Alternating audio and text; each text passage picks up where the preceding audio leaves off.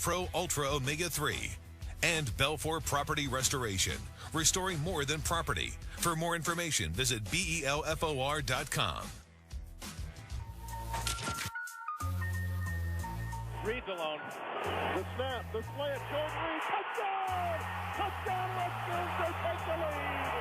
I cannot believe if you're Tampa Bay, you leave Jordan Reed alone with man-to-man coverage outside. Beat you again on another slant. Take the lead with 24 seconds to go. You like that? You like that? I love Fired Up, Kirk, and so does our guest, wide receiver for the Washington Redskins. In his 8th year in the NFL, in 2013, he broke the Redskins' all-time franchise record for receptions in a single season with 113 catches. We welcome to the desk Pierre Garcon. You were feeling that after that comeback win, seeing your quarterback go nuts. I like it. I like it a lot. Yeah, thank you so much for being here with us. We appreciate it. I like you representing Haiti there. Thank you. And making time on your bye week. But let's just get right into it, okay? Yes. How are your Redskins going to finish? You know, right now we're heading in the right direction. We're happy about, you know, the last two-minute drives that we had in this season, but we have to play 60 minutes. But we're on the right path to, you know, to keep getting better.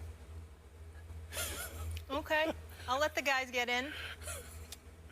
Pierre Garcon. Yes, sir. Now you know I like you, bro, but you just said something that just kind of rubbed me the wrong way. What's that? You said y'all are moving in the right direction. Oh yes, oh yes. Y'all haven't won 2 straight games yet.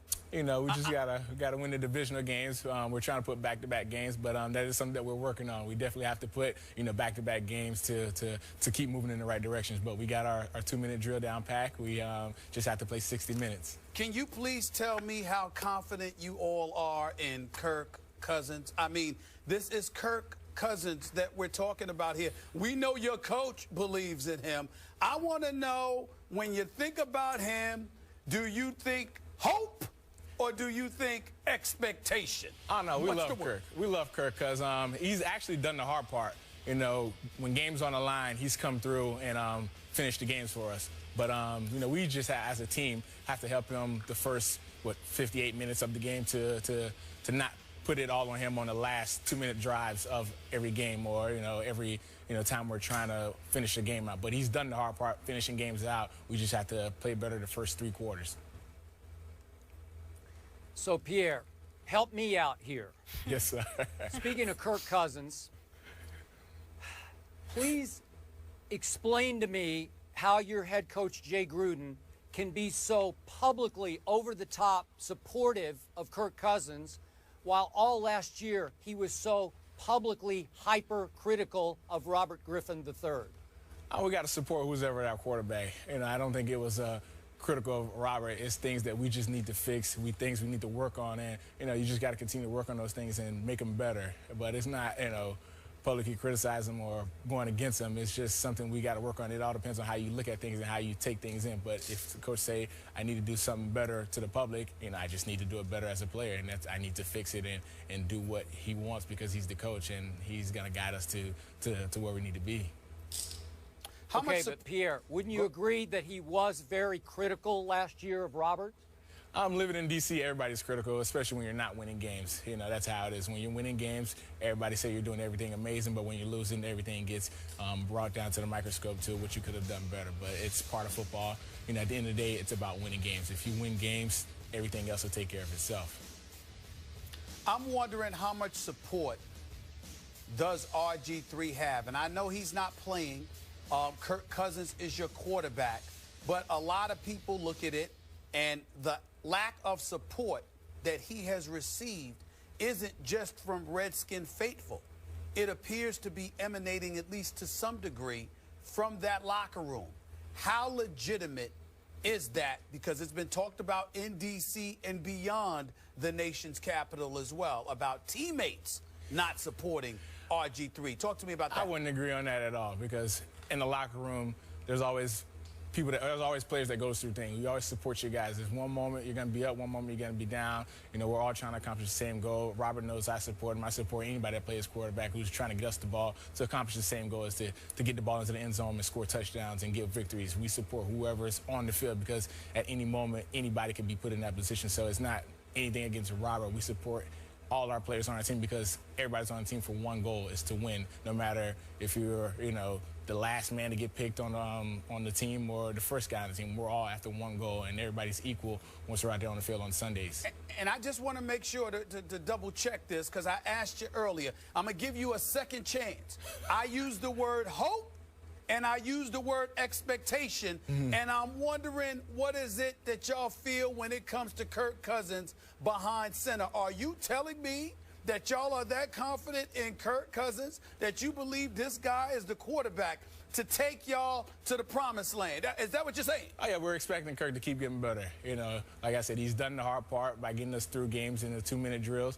We're definitely expecting us now to do better in the first 3 quarters of the game. We're just expecting them to keep getting better and better. And that's what happens when you have experience. Kirk is experienced now. He has a little bit more games under his belt, and he's learning every day and trying to continue to get better every day. And we expect him to continue to get better. Does that mean you're expecting him to win? Oh, of course. Of course. When you go out there, you play to win. You're not going out there just to run the clock. You're expected to win. You're expected to do well. And as a professional, that's what you expect for yourself and expect from your teammates, because that's why we're in this league. All right. Okay. So Pierre. Yes, sir. If Kirk Cousins is going to actually get better and better, how much do you believe that Robert deserves a shot starting over with another team? Would you like to see that happen for his sake? It's hard to say if you want him to start over with another team. Robert, was the quarterback of the Redskins. He came into D.C. Sometimes, things don't work out well, but Robert is still working hard after practice, during practice, and still trying to be prepared for whenever his number is called. You never know what's going to happen, but he's still working hard to be prepared for if anything happens, that he's available to keep the ball rolling and keep us going in the right direction.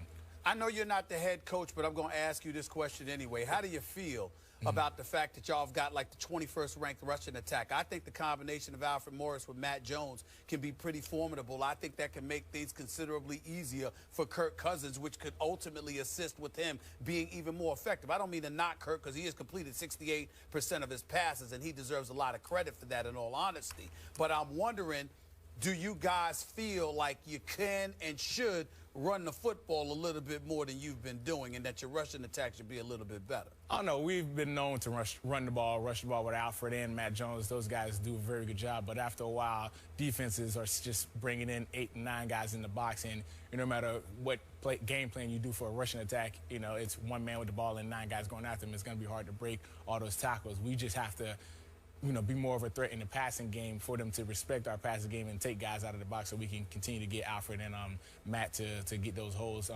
against those defenses. Well, let me finish. I got another one. Yes, sir. How satisfied? I'm sorry, I was giving Skip a chance to chime in there, but I appreciate the pause, so it allows me to ask this question. How satisfied are you with the number of touches that you're getting? I think you got about 37 receptions on this year. Could you be getting the football more, Pierre Garcon? Well, as a player, as a receiver, you never get enough balls, but it's about the team. It's not about myself and what I want personally. It's about winning games. I'm happy that we're winning games. I think we won more games than we won last year, or close to winning more games than we won last year. So we're moving in the right direction. But when I do get an opportunity to get the ball, I make sure everybody knows I'm giving it my all and getting as most yards as possible as I can. Skip, go ahead, because Pierre Garcon, boy, listen, man, he sounds like, he's in the nation's capital for a reason. Your answers are beautiful. You sound like a politician. I got to give it to you. You're in the right place, the nation's capital. You running for office? Skip, go ahead, man. Go ahead, Skip. Yeah. Pierre is evasive and hard to tackle. We know that. We've watched him a lot. Now we see it right here. I'm not mad at you. Okay. I'm not mad at you at all. All right, let's try one other direction here. Other than your Redskins, who is the best team in the NFC East?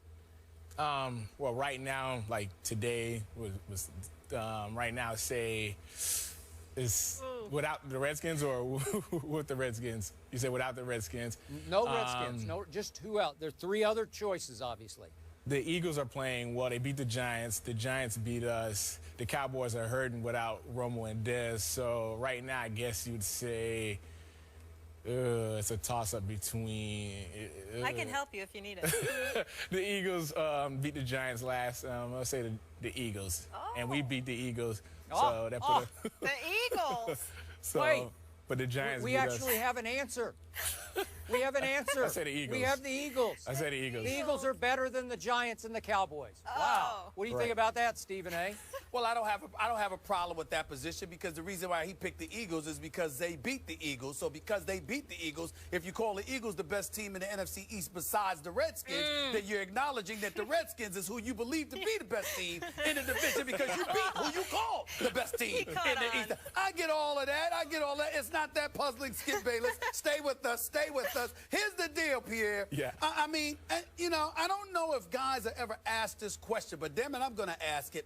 How happy are you, if at all, that a Romo, a Des Bryant is out? I'm certainly not accusing you or any other player of wishing injury upon another player. Please don't get me wrong. The question is basically a fun-filled question. I'm just wondering, when they're out, do you have any sympathy or any empathy for them because they're losing without two of their horses? Or do you sit there and say, that's their problem? I'm totally cool with it because it helps us. What's the attitude of the opposition in that regard? Like you say, you never want another player in the NFL to get hurt or play injured or, you know, to hurt their career. But Romo and Dez being out, you know, we have injuries too. But, you know, we're not happy that they're injured, but we're okay with them losing games and, you know, making it a little bit easier on us to win the division, to make a run at the playoff and keep moving forward. But we have injuries too that we're dealing with. Everybody has injuries, but it's part of the game. It's just how you respond to it and how your team move forward with it. So, Pierre, I got one last question for you. I read these stats early this morning, and they startled me. They astonished me. Do you realize within your division, the Eagles lead the NFL in takeaways with 19? Do you realize the Giants lead the NFL in turnover ratio at +10? And my Dallas Cowboys are at the very bottom of the NFL in turnover ratio, -9. What does that tell you? Put that in some perspective for me. You said the Eagles lead the league in takeaways? In takeaways, yeah, and the Giants lead in turnover ratio. They're a +10. And my Cowboys are dead last in the whole NFL, -9.